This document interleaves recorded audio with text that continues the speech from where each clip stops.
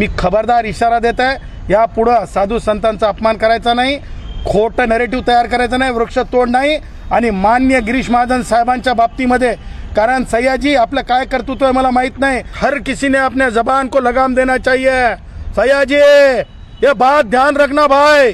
नाशिकमध्ये कुंभमेळा होऊ घातलाय, मात्र काही प्रमाणात झाडं तोडण्यात येत. सयाजी शिंदेने कडाडून विरोध केला. मला सयाजी शिंदेंना स्पष्टपणे सांगायचं आहे, सयाजी अगोदर पार्श्वभूमी तर लक्षात घे यार. तुला हे माहीत असलं पाहिजे सयाजी की वृक्ष तोड होत नाही आहे, वृक्षाचं जे आहे रिप्लांटेशन होतं आहे, त्यासोबत अधिकचे वृक्ष लावले जातील. आणि मग वृक्ष तोड का म्हणत आहे सयाजी? सयाजी दिसतंय तसंच असतंय, दिसतंय तसं नसतंय, हा कायदा नाही आहे. दिसतंय तसंच असतंय, हा कायदा आहे. आणि त्याच्यामुळे खोटं पॉलिटिकली ते पिठलं घाटल्यासारखं हे सयाजीनं घाटणं बंद करावं. सयाजी शिंदे ह्याच्यामुळे स्क्रीन चालत नसतात, तुमच्या कलाकृतीतून तुमच्यातल्या कंटेंटमधून स्क्रीन चालत असतात, हे लक्षात ठेवलं पाहिजे. मला सयाजी शिंदेंना वॉर्निंग द्यायची आहे, तुम्ही कुंभ झाला काय किंवा साधू आले काय नाही आले काय हे तुम्ही बोलू शकत नाहीत. साधू संतांचा अपमान आम्ही सहन करणार नाही. आणि ह्याच्यामध्येच वृक्ष तोडच नाही तर तुम्ही वृक्ष तोड म्हणून समाजाला म्हणजे आक्रमक करण्याच्या भानगडीत तुम्ही पडू नका. कारण कुंभ हे एक धार्मिक अधिष्ठान आहे आणि ते भारतीय संविधानाने दिलेला अधिकार आहे. संतांचं मत ते कोणत्याही धर्माचे संत असोत, साधू असोत, त्यांचा अपमान सहन केला जाणार नाही. तसं संविधानामध्ये तुम्हाला मुभा नाही आहे. तुम्ही पॉलिटिकली एखाद्याचे होऊन सयाजी जर हे बोलत असतील तर मला असं वाटतंय सयाजीच्या आयुष्यामध्ये म्हणजे कलाकार म्हणून काही शिल्लक राहिला नाही का, असा माझा प्रश्न आहे सयाजीला. आणि त्यापुढं जाऊन सयाजी जे भारतीय संविधानाने दिलेला अधिकार आहे आणि कायद्यामध्ये रिप्लांटेशन आहे, कायद्यामध्ये अधिकचे झाडं लावण्याचा निकाल आहे माननीय उच्च न्यायालयाच्या नागपूर खंडपीठाचा, हे जर फॉलो होत असेल तर आपण माननीय मंत्री गिरीश महाजन साहेबांना टार्गेट करू शकत नाही. तुम्ही आपल्या मर्यादेमध्ये, मला असं म्हणायचं की हर किसी ने अपने जबान को लगाम देना चाहिए. सयाजी ये बात ध्यान रखना भाई, फिर मत कहना कि कानून की कलम में बहुत ताकत होती है. त्याच्यामुळे माननीय गिरीश महाजन साहेबांनी स्पष्ट केलेलं आहे, वृक्षतोड नाही आहे, रिप्लांटेशन आहे, त्याच्यासोबत अधिकचं प्लांटेशन असणार आहे. साधू संतांचा अपमान करण्याच्या तुम्ही भानगडीत पडू नका.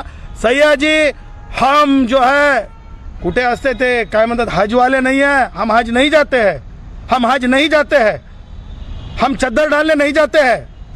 भारत का अधिकतर समाज हा जो आहे कुंभला मानणार आहे, संत समुदायाला मानणार आहे.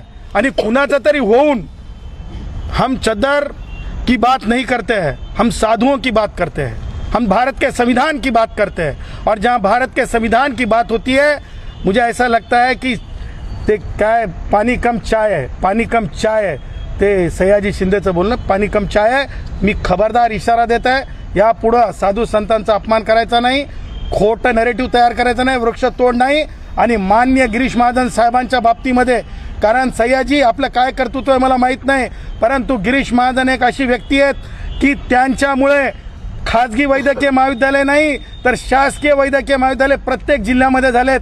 लाखो करोडो जे सामान्य गरीब असतात त्यांना की नाही औषध उपचाराची व्यवस्था झालेली आहे, असे ते मंत्री आहेत. इतिहासात लिहिलं जाईल, काँग्रेसांच्या काळामध्ये सयाजी खाजगी वैद्यकीय महाविद्यालय, अभियांत्रिकी महाविद्यालय झालेले आहेत. गिरीश महाजनच्या काळामध्ये सगळीकडे सगळ्या जिल्ह्यांमध्ये शासकीय वैद्यकीय महाविद्यालय झालेत. अशा कर्तबगार माणसाच्या विरुद्ध ऐकून घेतलं जाणार नाही. जशास तसं उत्तर दिलं जाईल. कायदेशीर मुचक्या बांधण्यासाठी आम्ही तयारीला लागू, कोर्टात जाऊ. आणि तुम्ही साधू संतांच्या विरुद्ध आता बोलून दाखवा, तुम्हाला वॉर्निंग आहे. हम भी देखेंगे तुम में कितना है दम और हम भी बताएंगे हम में कितना है दम. संविधान की ताकत से हम बताएंगे, साधू संतों की ताकत से हम बताएंगे हम में कितना है दम. सयाजी शिंदे कोणाच तरी होऊन बोलतात, पॉलिटिकल बोलतात, नेमकं कोणावर तुमचा आरोप? मला एक सांगा, स्क्रीनवर सयाजी शिंदे किती वर्षापासून नाहीत, दिसलेत का तुम्हाला? मग आता हा फंडा घेऊन वृक्षतोड आहे का? वृक्षतोडच नाही ना. वृक्षतोड कशाला म्हणतात? कापून टाकण्याला वृक्षतोड म्हणतात. सयाजी कापून टाकण्याला झाडाला वृक्षतोड म्हणतात, रिप्लांटेशनला वृक्षतोड म्हणत नसतात. ही जर साधी मराठी कळत नसेल तर मग कोणत्या भाषेत सांगायचं? गुजराती भाषेत सांगायचं का सयाजीला? की हिंदी भाषेत सांगायचं. मला माहित नाही सयाजीला हिंदीत चान्स मिळाला की नाही, परंतु मला असं वाटतं हे पुरेसं आहे.